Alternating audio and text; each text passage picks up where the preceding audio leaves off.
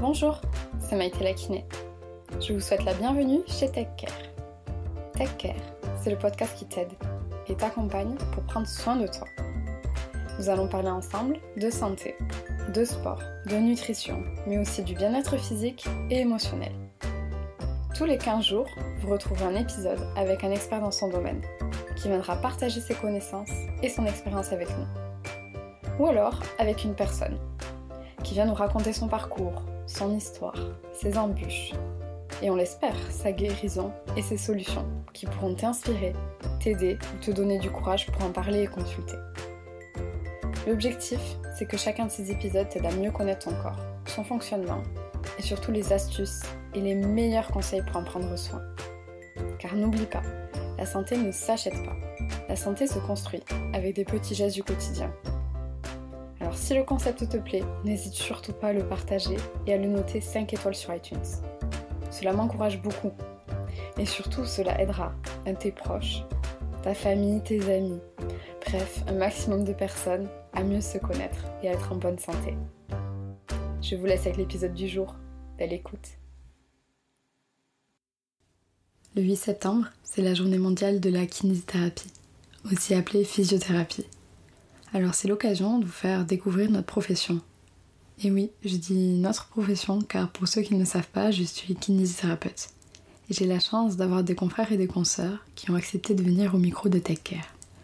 On a voulu vous présenter tous les champs d'action de notre métier, certains très connus et d'autres beaucoup moins. Alors si grâce à cet épisode, on peut aider ne serait-ce qu'une personne qui ne savait pas qui consulter, on sera déjà ravis. Sinon, on est juste heureux de vous partager la beauté de notre métier.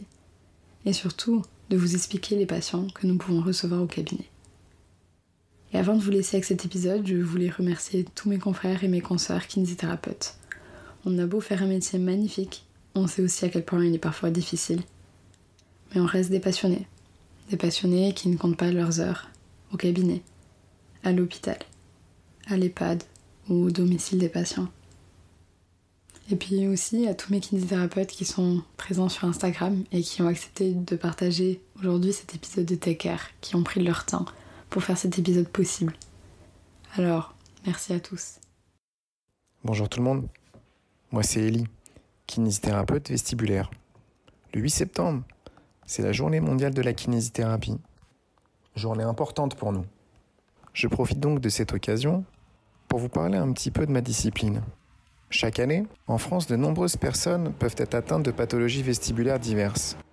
Et vous en faites déjà peut-être partie. Il s'agit d'une atteinte située au niveau de l'oreille interne, l'oriane de l'équilibre.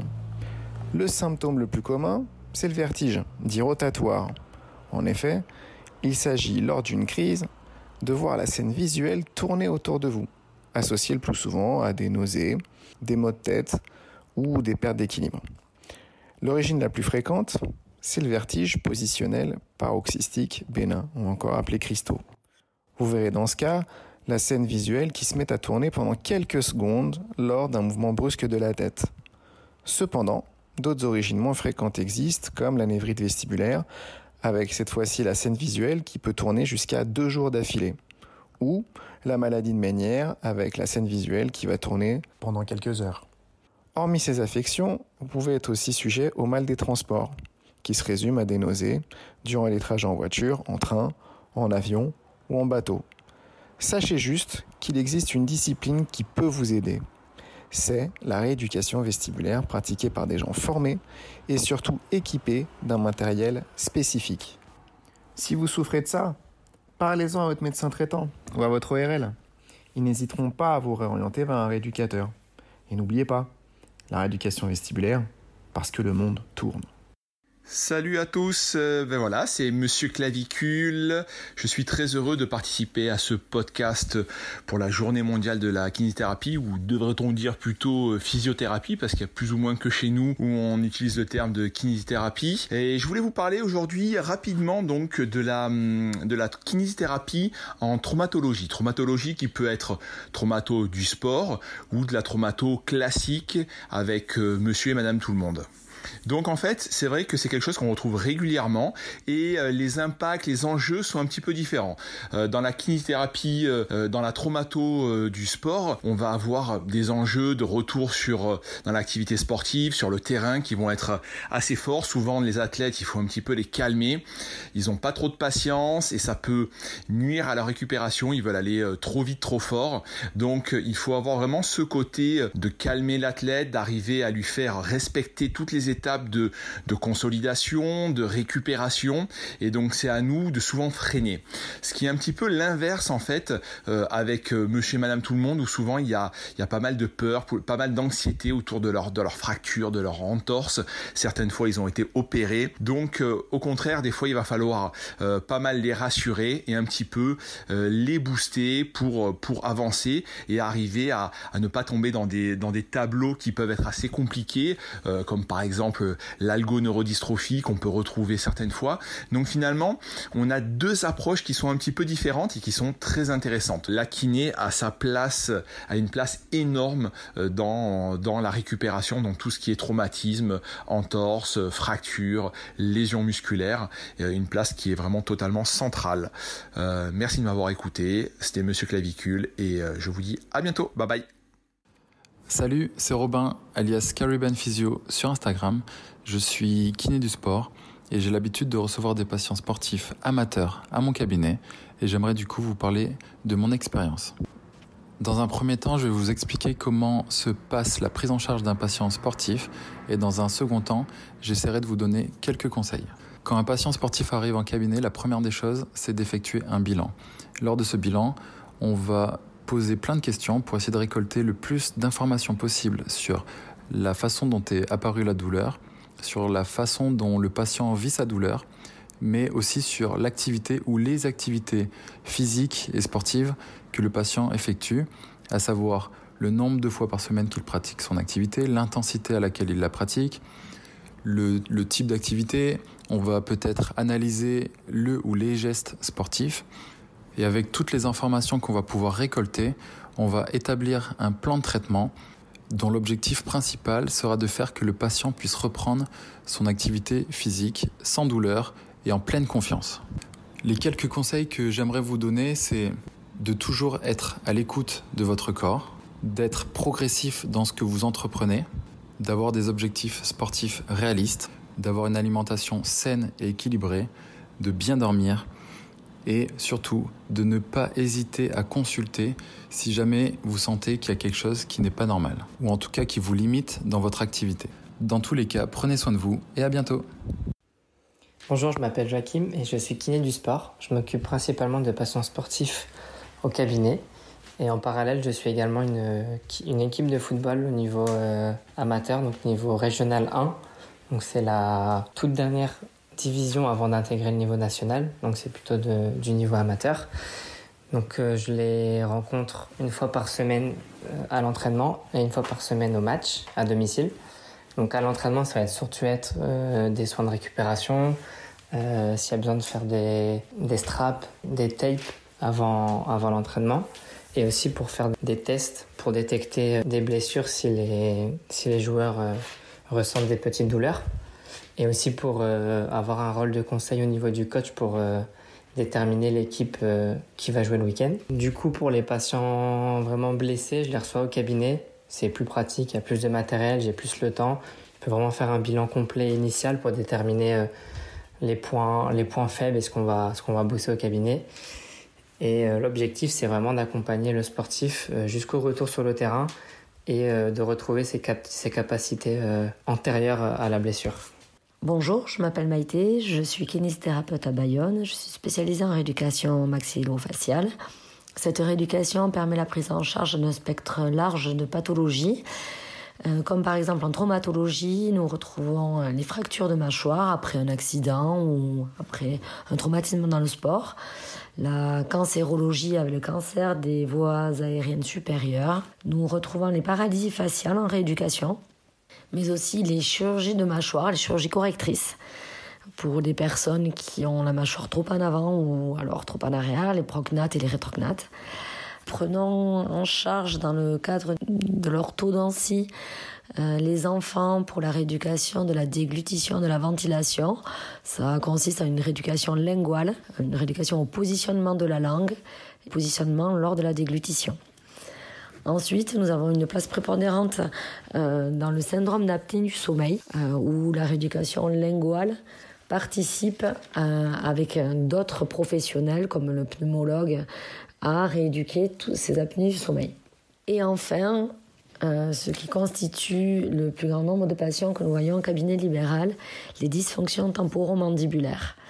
En effet, les problèmes de mâchoire entraînent énormément de symptômes et de troubles associés, comme par exemple les claquements, les céphalées, connus sous le nom de maux de tête, et aussi les cervicalgies. Ces symptômes peuvent devenir très invalidants dans la vie quotidienne. Le stress et le bruxisme sont les principales causes de ces dysfonctions temporomandibulaires. La prise en charge en kinésithérapie consiste dans ces cas-là à une prise de conscience de la crispation des mâchoires, un apprentissage de la détente des mâchoires, de la détente respiratoire associée à des étirements musculaires, un relâchement de toute la sphère buccale.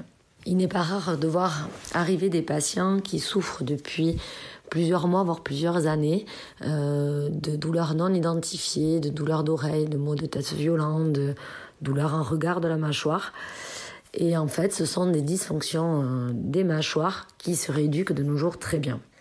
Bonjour à tous, je suis Germain Delous, kinésithérapeute spécialisé de l'épaule. Si vous avez actuellement des douleurs d'épaule non résolues malgré plusieurs types de traitements, que vous soyez sportif de haut niveau ou bien amateur, si vous êtes travailleur avec une gestuelle répétitive ou avec utilisation répétée de force, que vous soyez actif mais sédentaire dans votre profession à type de bureautique par exemple, ou bien une personne un peu plus âgée avec des douleurs de dégénérescence au niveau de votre épaule, n'hésitez pas à consulter votre kinésithérapeute qui vous proposera un plan de traitement actif pour votre épaule à base d'exercices spécifiques, orienté, progressif pour répondre à votre problématique et tout simplement pour que vous puissiez retrouver une épaule fonctionnelle et reprendre vos activités qui peuvent être actuellement un petit peu altérées.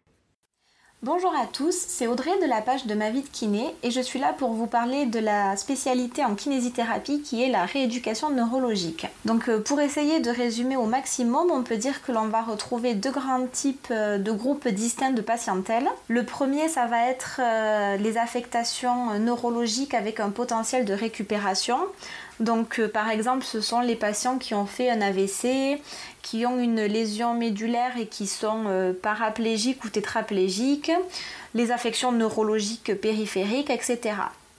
Et le deuxième grand groupe pourrait se résumer par des pathologies sans potentiel de récupération, qui sont très souvent évolutives et dégénératives, comme peuvent l'être la sclérose en plaques, la maladie de Parkinson ou bien la maladie d'Alzheimer ou encore la sclérose latérale amyotrophique qui est plus connue sous le nom de la maladie de Charcot.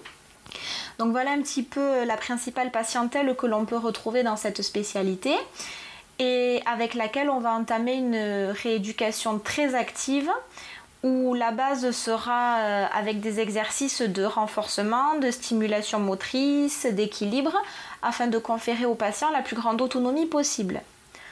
On va quand même essayer de proposer des exercices adaptés aux capacités et aux déficits que présente le patient afin d'essayer de progresser aussi ces exercices en fonction de la récupération et des progrès que l'on observe chez ce patient. Mais par contre, des fois, il est possible d'observer une stagnation dans la rééducation. Et là, on va plus s'orienter dans une phase de réadaptation. Et on va essayer donc de donner les clés au patient pour retrouver une autonomie dans ses activités de la vie quotidienne. C'est-à-dire qu'on va lui proposer, en étroite collaboration avec nos collègues ergothérapeutes, certaines aides humaines, techniques ou technologiques afin qu'il puisse retrouver une vie quotidienne adaptée à sa nouvelle situation de handicap. Ce que j'aime en neurologie, c'est que sur une même pathologie, on va pouvoir retrouver des symptomatologies totalement différentes d'un patient à l'autre, avec différents stades et degrés de récupération et qu'il faut toujours s'adapter. Je finirai en disant que j'adore cette spécialité, que j'adore travailler dans ce domaine-là de la kinésithérapie, qui certes est très spécialisée, très complexe. C'est une spécialité à part entière, mais que j'apprécie car on a un éventail de pathologies et de rééducation qui s'ouvre à nous.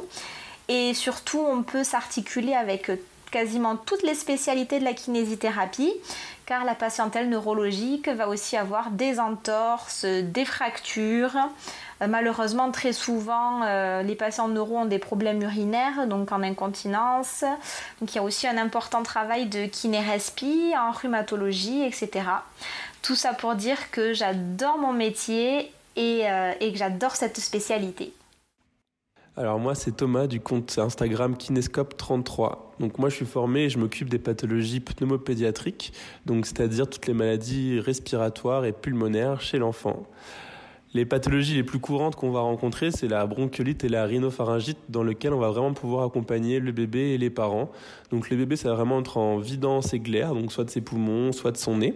Et les parents en répondant et en vous accompagnant dans des gestes qui ne sont pas toujours évidents, comme par exemple le mouchage, l'administration des médicaments, vous aider à adapter l'alimentation en fonction de la pathologie et répondre à toutes vos questions. L'autre grande versant on va agir, c'est les pathologies chroniques, comme la mucoviscidose par exemple, qui est une maladie génétique où on va accompagner l'enfant pendant des années sur sa respiration, sa capacité à gérer son effort, l'apprentissage de sa maladie, l'administration aussi de ses médicaments et un accompagnement vraiment au quotidien pendant plusieurs années.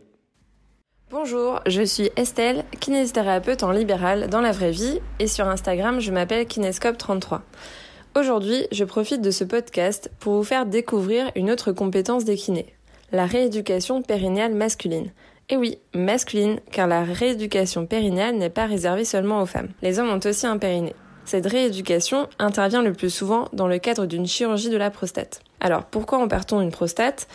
Elle peut être opérée partiellement lorsqu'elle atteint une taille trop importante, entraînant des difficultés à uriner, ou elle peut être opérée totalement lorsqu'elle présente des cellules cancéreuses, car le cancer de la prostate est l'un des cancers les plus fréquents chez l'homme de plus de 50 ans. Les effets secondaires de ce type d'opération sont les fuites urinaires et la difficulté à l'érection. La rééducation périnéale masculine est réalisée toujours en première intention, avant et après la chirurgie prostatique, pour lutter contre ces effets secondaires. Bonjour, je suis Magali, alias Madame Kiné sur les réseaux sociaux, mais dans la vraie vie, je suis kinésithérapeute spécialisée à la méthode Mézières et en rééducation en chaîne musculaire et articulaire. Cette approche kiné consiste à rééduquer les patients en ayant une vision globale de la personne et de sa problématique. On cherche à remonter à la source et aux causes d'un problème pour rétablir un équilibre corporel global qui a pu être perturbé et engendrer la douleur ou le motif de consultation. Je reçois essentiellement des patients avec des pathologies de type rhumatismal ou orthopédique. En gros, pour faire simple, on parle de toutes les douleurs du dos, comme les lombalgies chroniques, les lumbagos aigus, les cervicalgies, les dorsalgies, les douleurs sinon sur le trajet d'un nerf, comme les sciatiques, les cruralgies ou encore les névralgies cervico-brachiales. Je reçois également des patients avec des tendinites, mais aussi des déséquilibres posturaux comme la scoliose, les excès de kyphose, comme la maladie de Scheuermann, ou encore des pathologies chroniques comme la fibromyalgie, la spondylarthrite ankylosante ou la polyarthrite rhumatoïde. On travaille donc avec les patients sur l'équilibre global de la posture, mais pas pour figer, bien au contraire. L'idée est de libérer les tensions, libérer la respiration, de redonner de la mobilité, de la souplesse, de la tonicité, de la force et surtout, du mouvement. Donc si vous souhaitez faire un travail complet par une approche globale sur votre posture, n'hésitez pas à consulter un kiné travaillant avec la méthode Mézières ou de façon plus générale avec les chaînes musculaires. Bonjour, je suis Julie de Julie Camp Kiné. Saviez-vous que le masseur kinésithérapeute a un rôle à jouer durant votre grossesse ? En effet, il peut soulager les douleurs type lombalgie, sciatique, dorsalgie, douleurs ligamentaires, jambes lourdes, canal carpien, reflux, avec tout un panel d'exercices, d'activités physiques adaptées, de massage ou de travail postural. Il peut aussi travailler sur votre périnée et vous permettre de préparer physiquement votre accouchement. N'oubliez pas, ça peut être un vrai acteur clé de votre grossesse, votre accouchement et votre postpartum. Bonjour, c'est Coralie de Perinatenco. Aujourd'hui, je vais vous parler d'une partie de la kinésithérapie qui est assez peu connue. C'est la rééducation ou éducation périnéale chez l'enfant et l'adolescent. Et oui, eux aussi peuvent avoir besoin de rééducation périnéale et nous sommes là pour les aider. La rééducation périnéale, ce sont pour les enfants qui ont des problèmes de pipi au lit la nuit qui persistent, ça s'appelle l'énurésie, mais aussi de fuite urinaire, de constipation, d'oncoprésie ou encore d'infection urinaire à répétition par exemple. Nous avons des solutions à leur apporter par de l'éducation à leur périnée, en leur apprenant à contracter, relâcher, mais aussi par beaucoup d'éducation et de conseils d'hygiène de vie. Également, chez la jeune adolescente très sportive, il peut être très intéressant de faire des séances d'évaluation et d'éducation pelvie-périnéale afin de prévenir les risques de fuite urinaire liés à une activité physique trop intense. Alors n'hésitez pas à en parler à votre médecin de famille et de venir consulter un kinésithérapeute. Et bonjour à tous, je suis Antoine du compte Instagram Cerveau Musclé, je suis kinésithérapeute, doctorant et ma passion c'est la douleur chronique. En kinésithérapie, il arrive souvent que nous ayons des patients qui ont des douleurs depuis plusieurs mois, voire plusieurs années. On leur fait un tas de diagnostics, etc., mais ils ont toujours mal. Et c'est vrai que en kinésithérapie, nous sommes tout à fait aptes à prendre en charge ce type de patient, ce type de douleur. On peut proposer pour ça des exercices, de la thérapie manuelle, mais surtout, ce qu'on vous propose, c'est de retrouver confiance en vous, retrouver confiance en le mouvement, en vos capacités, que vous êtes capable de faire plein de choses, et aussi des stratégies pour gérer les crises douloureuses. Bien sûr, c'est une partie un peu particulière de la kinésithérapie et qui est en train d'être vraiment révolutionnée grâce aux connaissances qu'on peut avoir sur la douleur et la recherche qui est effectuée sur la douleur. Si vous souffrez depuis longtemps, n'hésitez pas à vous rapprocher de votre médecin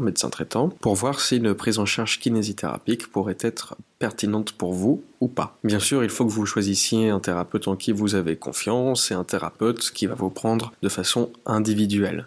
Les cas sont suffisamment complexes pour qu'on puisse prendre 2 personnes à la fois. Donc, une prise en charge individuelle est bien sûr nécessaire et surtout qu'on vous écoute véritablement, c'est-à-dire que vous puissiez exposer votre problématique d'une façon générale. Si vous avez des problèmes de sommeil, des problèmes, que sais-je, au travail, etc., pour que nous puissions justement décider du traitement le plus adapté, éventuellement s'il faut faire appel également à d'autres professionnels de santé. La douleur chronique ne veut pas dire douleur irréversible, ne veut pas dire douleur à vie, ça veut simplement dire qu'elle est là depuis longtemps et qu'il est peut-être bien temps d'en finir avec. Bonjour, je suis Rada de KinéPPP sur Instagram et je vais vous parler de la rééducation anorectale. C'est une spécificité de la périnéologie qui permet de prendre en charge les troubles de la sphère anorectale, c'est-à-dire au niveau de l'anus, du canal anal et du rectum. Les motifs de consultation sont variés.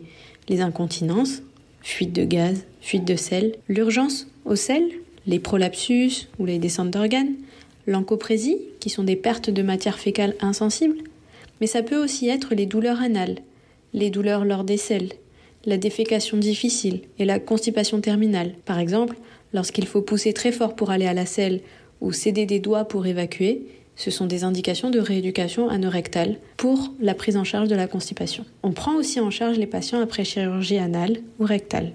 Ce versant de la rééducation périnéale est encore trop peu connu. Et ce que j'aime dans la rééducation proctologique, c'est que l'on peut prendre en charge tous les patients, les enfants, les femmes, les hommes, sans limite d'âge, et que tous peuvent être rééduqués. Pensez anorectale. Bonjour, je m'appelle Thomas, je suis kinésithérapeute du sport. Je publie sous le pseudonyme de Tom Physio sur Instagram. Et donc aujourd'hui, je vais vous raconter mon expérience en tant que kiné dans un CREPS. Donc je travaille au CREPS Antilles-Guyane, qui se trouve en Guadeloupe. Les CREPS, c'est donc le centre de ressources, d'expertise et de performance sportive. Donc moi, au sein de ce CREPS, c'est une structure dans laquelle je travaille principalement avec les jeunes des pôles, donc des différents pôles sportifs, que ce soit le basket, le foot, le rugby, ou encore des sports individuels comme l'athlé, l'haltéro, la voile. En tant que kiné, nous, on va travailler sur 3 axes avec eux. On aura de la prévention, on aura du soin, quand les sportifs sont blessés, et on a aussi de la récupération à mettre en place. Concernant la prévention, lorsque les jeunes entrent dans le CREPS, lorsqu'ils intègrent la structure, on va réaliser des bilans. Donc on fait un bilan d'entrée avec une batterie de tests pour évaluer que ce soit la souplesse, la mobilité, la force. Au sortir de ce test, on va déterminer très grossièrement des profils, voir si on a sur un profil à risque ou pas. Du coup, on va essayer de mettre en place une stratégie pour éviter la blessure. Donc ça, c'est vraiment l'aspect préventif qui est intéressant parce qu'on ne peut pas le faire en cabinet lorsqu'on est en cabinet de ville. Donc c'est intéressant d'être dans un CREPS pour ça. Pour la partie soins, mais c'est classiquement comme un cabinet de kiné libéral. Moi, ce que j'aime dans ce métier de kiné et pour travailler dans cette structure, c'est d'une part d'être au contact des jeunes sportifs. On les voit évoluer, on les suit tout au long de l'année. On a parfois la chance de pouvoir les accompagner sur des compétitions qui peuvent se passer dans d'autres régions. Donc des fois on les accompagne sur Paris, dans d'autres pays de la Caraïbe. Donc le métier de kiné aux soins du CREPS, c'est en plus un travail pluridisciplinaire quand on a la chance de pouvoir travailler avec d'autres professionnels de santé et d'autres professionnels tout court en fait, lorsque la structure est bien fournie en professionnels. Et cerise sur le gâteau, on va dire, on a la chance de pouvoir travailler avec des sportifs de haut niveau, qu'on peut voir évoluer dans les équipes de France, des sportifs qui deviennent professionnels. Il y en a beaucoup qui ne deviennent pas professionnels, mais il y en a qui arrivent à atteindre le haut niveau, à rester au plus haut niveau. Et il y a des très très grands noms qu'on a pu voir, et il y a sans doute des jeunes qui sont actuellement collégiens ou lycéens au CREPS, et qu'on verra dans quelques années en équipe de France au plus haut niveau. Bonjour à tous, je suis Mathilde Hélin ou Physio Mathilde Hélin sur Instagram et je suis kinésithérapeute spécialisée en pédiatrie. Je m'occupe particulièrement de tous les problèmes orthopédiques qui touchent les bébés, c'est-à-dire les problèmes de position préférentielle ou de torticolis, les problèmes de tête plate, les problèmes de malformation ou de malposition de main ou de pied. Je m'occupe également de tous les problèmes respiratoires touchant le nourrisson. Asthme du nourrisson, bronchiolite, mucoviscidose. Saviez-vous que les kinésithérapeutes pouvaient être spécialisés en pédiatrie ? Eh bien, si vous ne le saviez pas, maintenant c'est chose faite. Salut, moi c'est Diogo de Nextmove sur Instagram. Et je vais vous parler de gériatrie. La gériatrie, c'est une spécialité qui, après la formation en école de kinésithérapie, a été un peu délaissée par les étudiants, car la plupart préféraient aller en kiné du sport ou aller en cabinet libéral. C'est une spécialité qui est tout aussi importante et riche, car elle permet d'amener du confort dans la vie de certaines personnes âgées qui sont devenues fatiguées et fragiles. Dans cette spécialité, on a tout un panel de pathologies. On peut avoir de la neurologie, avec certaines personnes qui ont Alzheimer, Parkinson, de la traumatologie, avec les vieilles personnes qui perdent de l'équilibre, donc qui chutent, de la rhumatologie, avec tous les problèmes d'articulation, de la cardiologie, parce que les patients ont des difficultés cardio-respiratoires, et bien d'autres. L'important au final, c'est de fixer ses objectifs avec le patient et ses capacités. La reconnaissance dans cette spécialité, pouvoir amener le patient à pouvoir faire plus qu'il ne pensait il y a 3 semaines en arrière. Permettre de monter 3 étages alors qu'il pensait qu'il sortirait jamais de son lit, ou simplement qu'il se déplacerait uniquement avec son déambulateur pour aller jusqu'aux toilettes. Avec des patients devenus fragiles, il faut avoir la patience et la motivation qu'il faut donner à ces personnes pour qu'ils arrivent à un objectif qu'ils veulent dans leur quotidien, c'est-à-dire pouvoir marcher et faire sa toilette. Accompagner un patient en clinique gériatrique ou même au cabinet, c'est voir la progression à chaque fois qu'on le verra, adapter sa séance pour toujours chercher à progresser dans la limite qu'il peut. Mais finalement, il n'y a pas d'âge pour bouger. Et il n'y a surtout aucun âge pour arrêter de bouger. Le mouvement est la clé pour que ces personnes âgées retrouvent les fonctionnalités de leur corps, un objectif dans leur quotidien de marcher, de faire leur toilette, d'aller jusqu'aux courses, les choses qui sont devenues vitales pour eux. Et finalement, pour conclure, la gériatrie est un domaine qui finalement ne cesse de grandir parce que la population vieillit de plus en plus. Et la kinésithérapie, elle, sera toujours là à évoluer chaque année pour maintenir une qualité de vie à ces personnes qui nécessitent finalement du repos, mais également du mouvement pour maintenir leur fonctionnalité dans leur quotidien. Bonjour, moi c'est Valérie. Et moi c'est Marion du compte Instagram PhysioSain. On est kiné spécialisé en scénologie, ça veut dire qu'on prend en charge les femmes et les hommes ayant eu un cancer du sein. Notre rôle est de vous accompagner à chaque étape de votre parcours de soins et même des années après. quelle que soit votre chirurgie, mastectomie, tumorectomie, creuage axillaire, oncoplastie, quel que soit vos traitements en cours, chimiothérapie, radiothérapie, hormonothérapie, immunothérapie ou aucun traitement, et quel que soit le type de reconstruction, par prothèse, lambeau, lipomodelage, mixte ou autre, nous pouvons intervenir en kinésithérapie. Concrètement, on va agir sur quoi ? On va agir sur vos douleurs, où qu'elles soient. Bien sûr au niveau du sein ou du thorax, mais aussi des cervicales ou du dos, car être opéré d'un sein peut créer des troubles de la posture. On va agir sur un autre élément très important. Retrouver une bonne mobilité de l'épaule et du bras. On va agir sur les cordelettes lymphatiques. Ce sont des petites cordes de guitare que vous pouvez sentir dans l'aisselle ou dans le coude, voire jusqu'à la main, et aussi au niveau du thorax, sous le sein par exemple. Elles limitent l'amplitude du bras. On va agir sur vos cicatrices, où qu'elles soient, aisselle, sein, dos, avec des techniques adaptées à chacune d'entre elles. Elles peuvent vous gêner dans la fonction du bras, ou au niveau esthétique, ou encore dans vos sous-vêtements.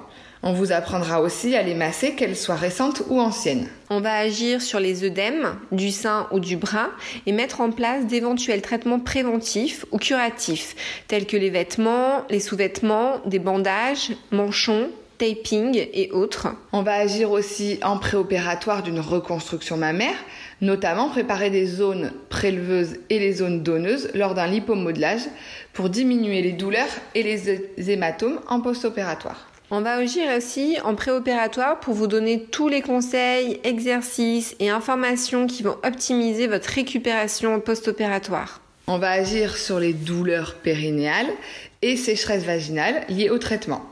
On va agir sur les douleurs neuropathiques et vous accompagner dans la reprise de l'activité physique, du renforcement du bras à la reprise du sport.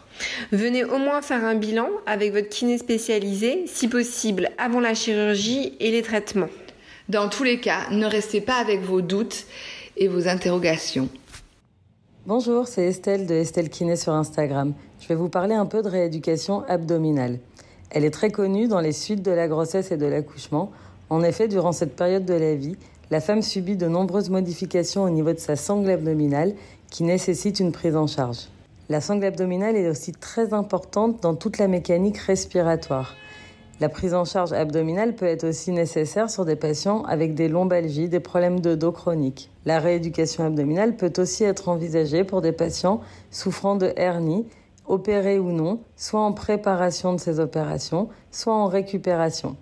Enfin, dans le cas des grossesses, il est important de savoir que la rééducation abdominale est plus liée à la grossesse qu'à l'accouchement en lui-même.